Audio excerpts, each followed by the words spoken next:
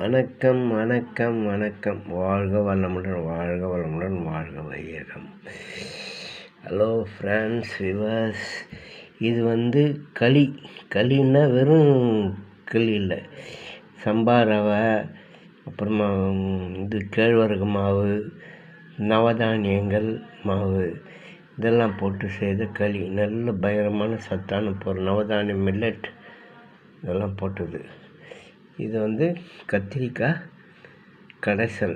கத்திரிக்காய் திக்காக கஞ்சிடும் பருப்பு போட்டு நல்லாயிருக்கும், டேஸ்ட்டாக இருக்கும். சாப்பிட்றதுக்கு களிக்கும் அதுக்கும் ரொம்ப நல்லது. நீங்கள் ட்ரை பண்ணி பாருங்கள், செய்து சாப்பிடுங்க. உடம்புக்கு ரொம்ப நல்லது. ஷேர் பண்ணுங்கள், கமெண்ட் பண்ணுங்கள், பெல் ஐக்கான் ப்ரெஸ் பண்ணுங்கள். அப்போ தான் நான் போடுற வீடியோ அப்பப்போ உங்களை சேரும்.